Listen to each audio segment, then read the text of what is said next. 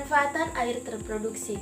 Air adalah salah satu sumber energi yang sangat berperan penting dalam kehidupan manusia.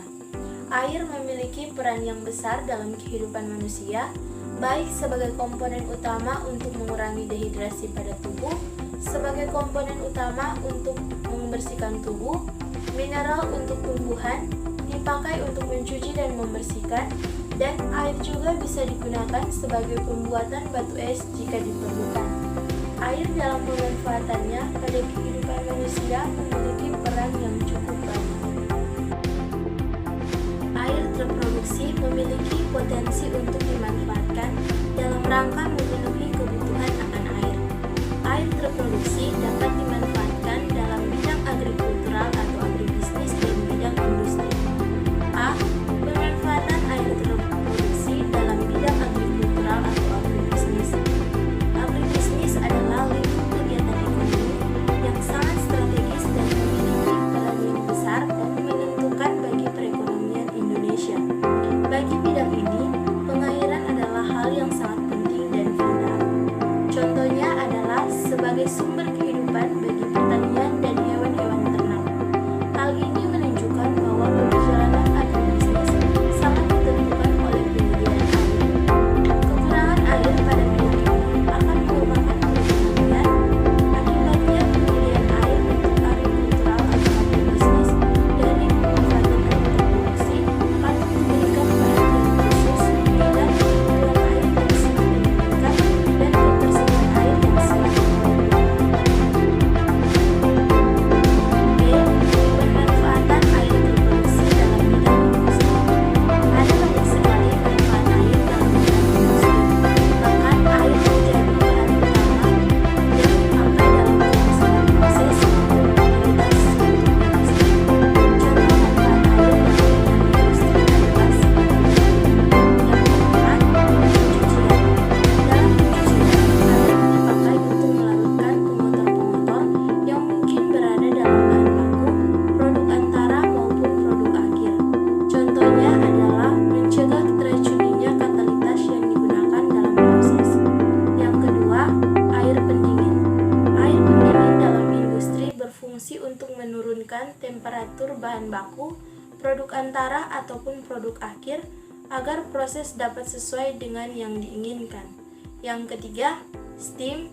Steam dalam suatu pabrik dapat bertindak sebagai media penyimpan panas dan sebagai penggerak turbin untuk menghasilkan energi. Air bersih sebagai kebutuhan manusia. Air bersih merupakan salah satu kebutuhan yang sangat vital bagi semua manusia.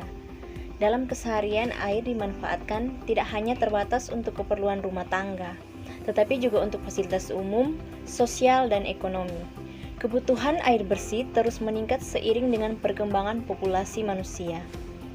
Melalui pertumbuhan penduduk, terjadi pergerakan dinamik dalam masyarakat baik dalam segi kepadatan, sosial maupun ekonomi, sehingga kebutuhan dan permintaan air bersih pun akan terus meningkat. Karena segala aktivitas masyarakat di berbagai aspek kehidupan manapun memerlukan air bersih. Tersedianya air bersih adalah mutlak untuk menunjang hidup yang sehat. Apalagi di daerah perkotaan yang tingkat pertumbuhan penduduknya sangat tinggi, dirasakan semakin sulit untuk mendapatkan air bersih yang memenuhi syarat-syarat kesehatan. Air menjadi salah satu kebutuhan utama dalam hidup. Manusia dapat bertahan hidup tanpa makan selama 3 hari, tapi manusia tidak bisa hidup tanpa minum air selama 3 hari. Namun, air bersih tidak hanya diperlukan sebagai air minum saja. Masih ada banyak lagi manfaat air bersih yang bisa dirasakan. Bukan hanya bagi manusia saja, tetapi juga lingkungan sekitar. Yang pertama, memenuhi kebutuhan cairan dalam tubuh. Air merupakan komposisi utama dalam hidup. Jumlah kadar air yang terkandung dalam tubuh sekitar 50-80%, tergantung pada usia. Pada anak-anak, volume air dalam tubuhnya mencapai 65-80% dari berat badan. Angka ini akan menurun seiring pertumbuhan anak, yakni mencapai 55-60% saat remaja. Lantas, karena sebagian besar tubuh manusia terdiri dari cairan, maka tubuh sangat membutuhkan asupan cairan yang mencukupi. Asupan cairan ini didapatkan dari air minum dan makanan yang mengandung cairan.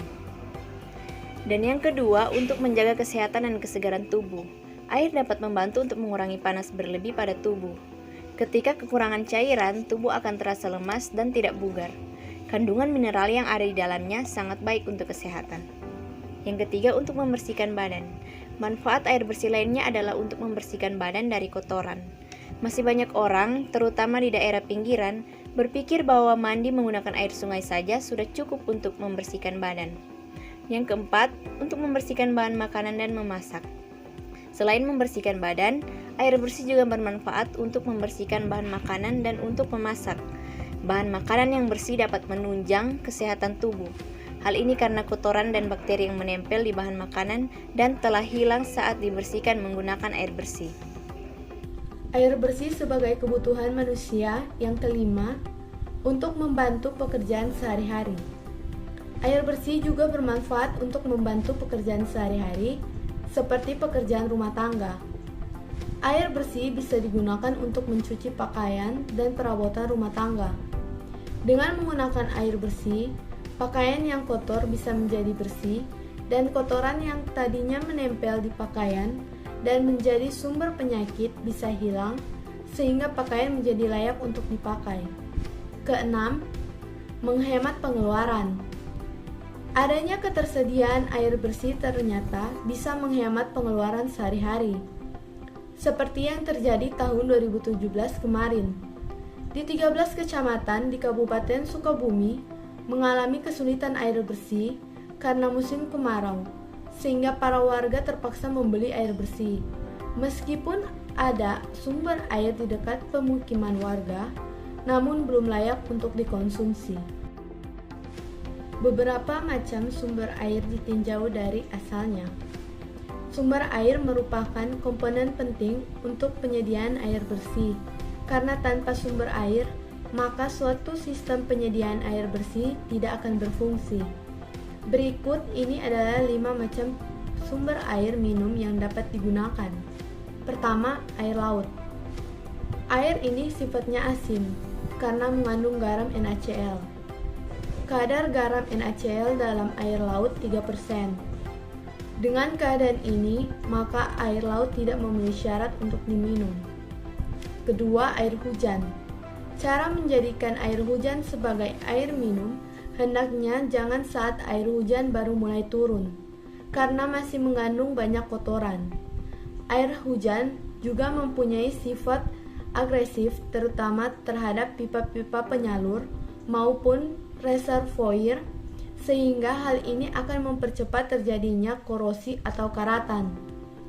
Air hujan juga mempunyai sifat lunak, sehingga akan boros terhadap pemakaian sabun. 3. Air permukaan. Air permukaan adalah air yang mengalir di permukaan bumi. Pada umumnya, air permukaan ini akan mendapat pengotoran selama pengalirannya. Misalnya oleh lumpur, batang kayu, daun, kotoran industri, dan lainnya. Untuk meminumnya harus melewati proses pembersihan yang sempurna. Keempat, air tanah. Air tanah adalah air yang berada di bawah tanah di dalam zona jenuh, di mana tekanan hidrostatiknya sama atau lebih besar dari tekanan atmosfer. Kelima, mata air. Mata air adalah air tanah yang keluar dengan sendirinya ke permukaan tanah dengan hampir tidak dipengaruhi oleh musim, sedangkan kualitasnya sama dengan air dalam. Saya akan menjelaskan mengenai data dampak air bersih bagi lingkungan. Terdapat 10 lingkungan kelurahan yang dijadikan sebagai tempat survei. Rata-rata pemenuhan sumber airnya berasal dari air bor, air sumur maupun air PDAM.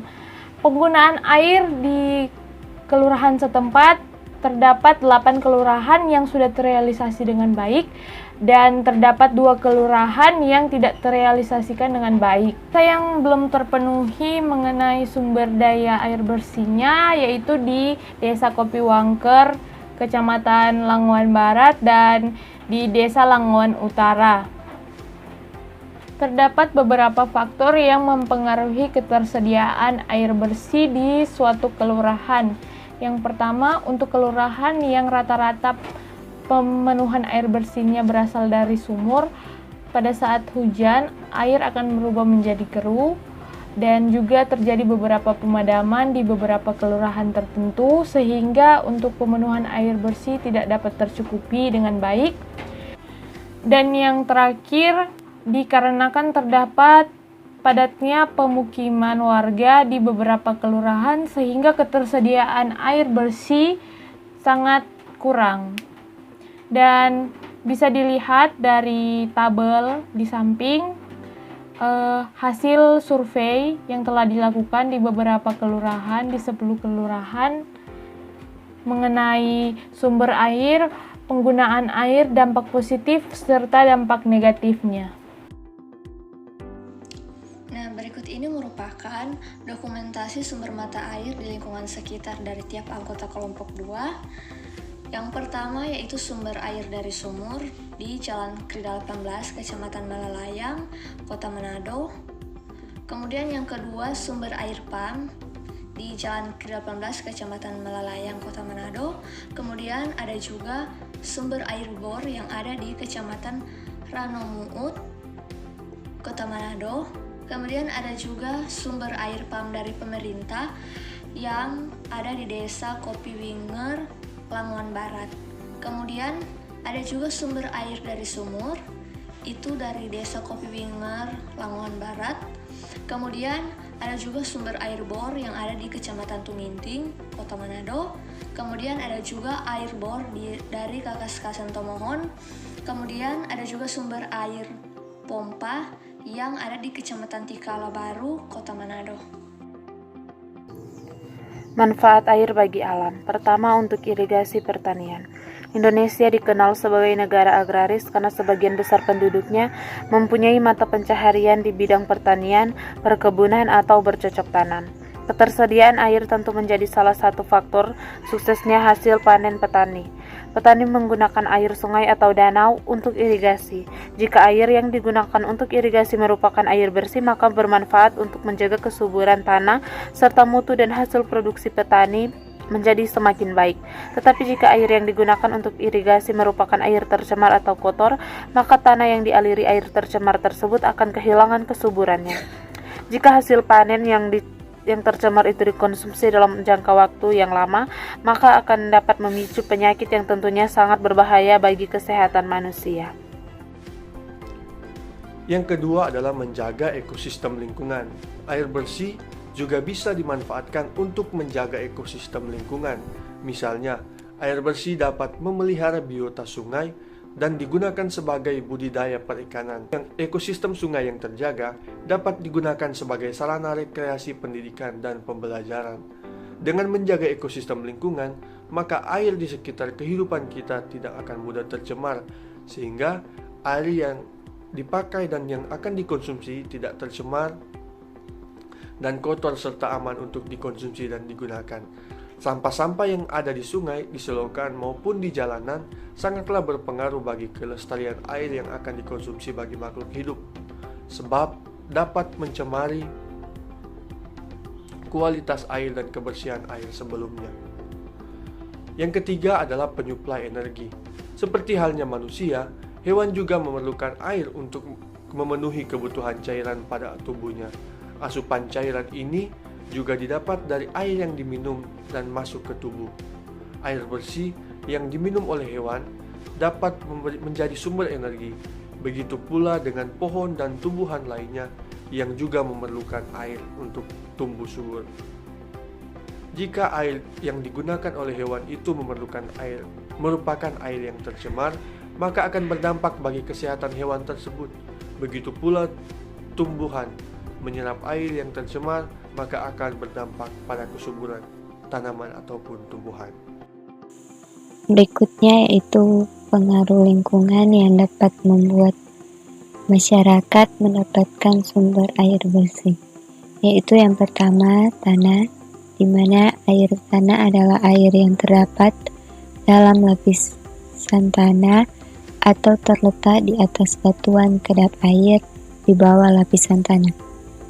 Air di dalam tanah pada lapisan batuan kedap air adalah salah satu sumber air bersih yang dapat dimanfaatkan oleh masyarakat karena memiliki kualitas air yang layak untuk dikonsumsi. Air yang berasal dari hujan jatuh ke permukaan bumi, kemudian mengalami penyerapan ke dalam tanah dan mengalami proses. Dan termasuk sumber air jenis ini terdiri dari air sumber dangkal, sumur dalam, dan mata air.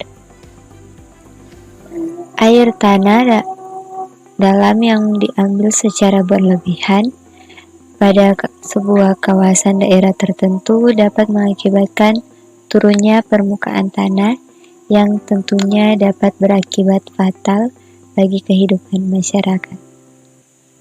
Yang kedua yaitu air permukaan, di mana air permukaan adalah air yang berada di permukaan bumi yang berasal dari air hujan yang jatuh ke permukaan bumi tetapi berada di permukaan tanah. Kualitas air ini biasanya tergantung daerah sekitarnya di mana air itu berada.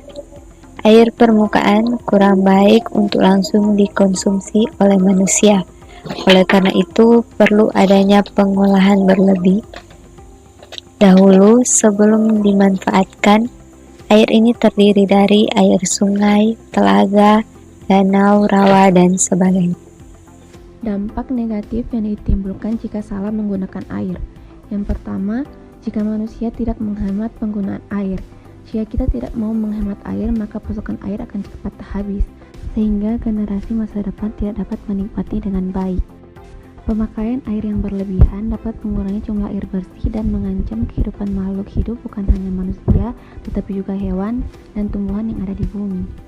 Kedua, eksploitasi minyak bumi, di mana cara penampungan dan pengangkutan minyak bumi yang tidak layak, misalnya bocornya tangker minyak atau kecelakaan lain, akan mengakibatkan tumpahan minyak ke laut, sungai, atau air tanah dapat menyebabkan pencemaran air, di mana pencemaran tersebut disebabkan oleh kesalahan manusia. Yang ketiga, mengganggu keseimbangan ekosistem sungai atau danau akibat dibangunnya bendungan. Yang keempat, pembangunan bendungannya juga memakan biaya dan waktu yang lama. Yang kelima, kerusakan pada bendungan dapat menyebabkan risiko kecelakaan dan kerugian yang sangat besar. Yang keenam, dampak lingkungan terhadap proyek pembangunan PLTA, seperti adanya sampah yang masuk ke dalam waduk dari hulu sungai, adanya erosi dan sedimentasi yang diakibatkan aktivitas masyarakat di pinggir waduk, meningkatnya pertumbuhan gulma air pada waduk, dan perubahan kualitas air karena aktivitas industri di hulu sungai. Kinerja masyarakat dalam mengelola energi air agar bisa dikembangkan, salah satunya adalah usaha air minum atau bisnis air minum.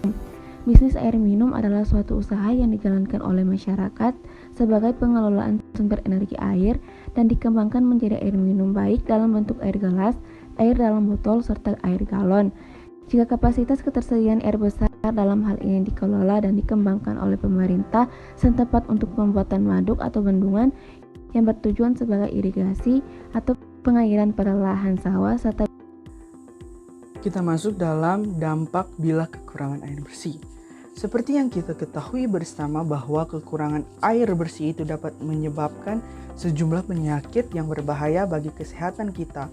Bahkan ada yang bisa mengganggu jiwa atau mengancam jiwa kita. Karena air ini digunakan dalam berbagai kebutuhan kita sehari-hari, kekurangan air bisa dapat mendatangkan berbagai dampak negatif bagi kehidupan kita tentunya, khususnya bagi kesehatan. Penyakit terkait kurangnya ketersediaan air bersih bahkan itu dianggap sebagai salah satu masalah kesehatan yang paling signifikan di dunia. Nah, pada sejumlah negara berkembang, efek kumulatif akibat kekurangan air bersih bisa berdampak pada perkembangan sumber daya manusia dan pertumbuhan ekonomi dalam suatu negara. Banyak orang termasuk anak-anak harus menghabiskan waktu mereka untuk mencari dan mengambil air bersih dari lokasi yang sangat jauh. Hal ini menyebabkan tenaga dan waktu yang seharusnya digunakan untuk bekerja dan belajar akan habis untuk hanya mengambil air. Kita masuk dalam penyakit akibat kekurangan air bersih.